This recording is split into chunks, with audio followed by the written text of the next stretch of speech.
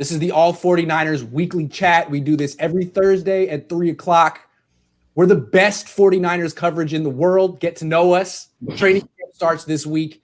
And we're going to go around right now and introduce ourselves and say what we're looking forward to most in training camp. And then we're going to have a debate where we go around roundtable style through each position group and argue whether that position group is better or worse than it was a year ago, knowing that no position group ever stays the same, even if it's the same player. So I'm going to toss it to Big Jose Sanchez. What are you looking for? Who are you? And what are you looking forward to most in training camp? Most in training camp, I'm looking forward to mostly very negative COVID results, number one, to be honest.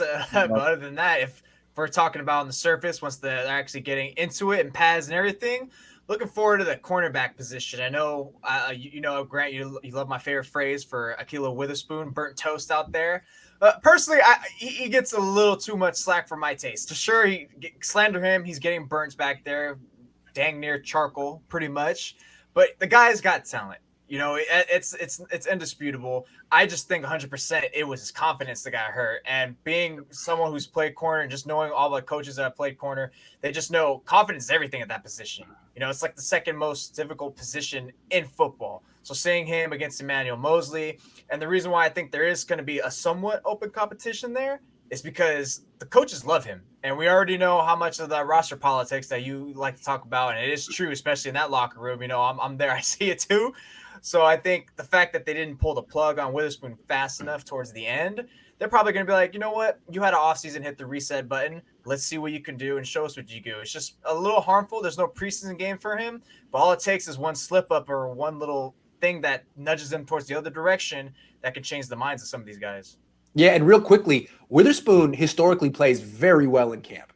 He killed it last year. Yep. There was no competition between him and Emmanuel Mosley, and there was no thought that there needed to be. So it'll be interesting to see what he does this year. He usually doesn't become burnt toast until the bright lights come on.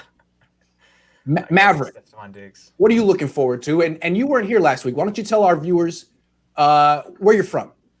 I mean, I'm born and raised in the East Bay, and family's had season tickets for the 49ers since Kezar Stadium, so long time going to games.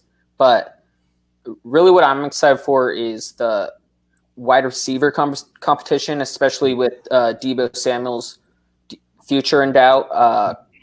Kind of a lot of questions on who would start. He's probably the only one that was guaranteed to have 16 starts this year. And now it's a bunch of question marks on who's going to get that start week one. And as Dante Pettis learned last year, just because you're the favorite to start doesn't even mean you get 20 catches in the season. No question. Absolutely. And the thing about the wide receivers, I love watching the wide receivers in camp because you can fall in love with their college tape, but you see a whole different person right away on the practice field. Like with Deebo Samuel, I was watching him on tape and I was thinking, is he fast enough? Is he quick enough? He's a little short. And then in camp, the first day, you're like, oh, he's super fast. I had no idea. Or with Dante Pettis, it was like you could see he could get open in the one-on-one drills right away, but you could also see he wasn't really tough-minded. Like he was alligator arming passes in practice. So like the moment of truth with wide receivers happens right away. They do that one-on-one drill against corners, and you either win or you don't. A.J. Jenkins never, ever won. So it was clear. Future. So I'm with you on that. I love watching the wide receivers because they reveal themselves instantly. Nick, you also were not here last week. Tell everyone your background and what you're looking for. I'll go full intro since I wasn't here last week. So my name's Nick Newman, at NinerNick_22. Hit that follow button if you're not already. A little bit about myself. I'm from Brisbane, California, about 5 minutes away from Candlestick Park. Like Maverick, I have my family season ticket holders going all the way back to the days at Kezar. My grandpa was a season ticket holder since 1946, the team's inaugural season. Had him up until they left Candlestick Park. And my dad's a season ticket holder since 1981. So growing up, I was going to games every single Sunday since the time I could practically walk, So I've been covering the 49ers for all 49ers Sports Illustrated since late March, I want to say. So about 4 months now. It's been a great experience. Looking forward to continuing to cover the team. And what I'm looking forward to camp, I'm looking forward to seeing all the players coming back from IR. So I want to see Jerick McKinnon finally healthy and see how he kind of mix-ins with the other running backs. And then, of course, Jalen Hurd, Trent Taylor, the guys that are coming back from IR that are on the skill positions, that are playing the skill positions. That's what I'm most intrigued to kind of follow along throughout camp.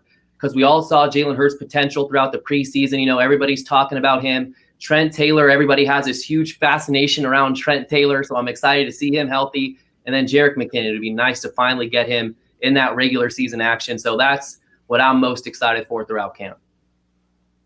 All right, Leo, your turn. Finally. Took a little while. Took a little while. But yes, my family was season ticket holders too, if anyone's wondering. But Nice. Critical information. It is not. yeah. Yeah. Kinda. Kinda. Yeah. Media holders, I guess. Right. But right. just going last is kind of difficult because you guys touched on everything I was going to touch on. With the DBs, I'll get on that real quick. I don't think there should be a cornerback competition. Emmanuel Mosley completely outplayed him. And it depends to see if they're going to be able to hold back Ahkello Witherspoon and take away their pride and be like, okay, we missed on this pick. Emmanuel's the better player, so we're going to go with Emmanuel. It's going to be interesting if they're going to want to have an open competition when Mosley gave them a better chance to win. And then also with the wide receiving core, what's going to happen? Like, are they going to be able to stay healthy? What's going to be the availability? Where are guys going to line up? Who's going to get the main target share in practice without Debo? Like, who's going to be that guy that Kyle Shanahan's going to want to go to from the receiving core? Obviously, Kittle's going to be the number one target, even if Debo's on the field. But who's the number two guy without a Debo? That's going to be interesting to see. And it also comes down to, what is Jimmy Garoppolo feeling? Like, which guy is he vibing with the most? Last training camp, it was Jalen Hurd. We'll see if that continues to keep going. Cool. And I'm Grant Cohn. I've been writing here since April. And what I'm looking forward to most, I've been covering the team since 2011, been watching a lot of training camps. What I'm looking forward to most this year is the quarterback position. Jimmy in particular. Last year, he was coming off a torn ACL. He didn't have mini camp or OTAs. And in my opinion, he stunk in training camp. Didn't play, but he was rusty. And then we all saw how his year ended up. He really improved and ended up having a terrific year. So this year, he should be a lot better in training camp than he was last year. Last year, he had that day where he threw 5 picks in a row. I don't think he's going to have days like that anymore. So I'm really excited to see the progression of Jimmy Garoppolo. And then a couple of bonuses.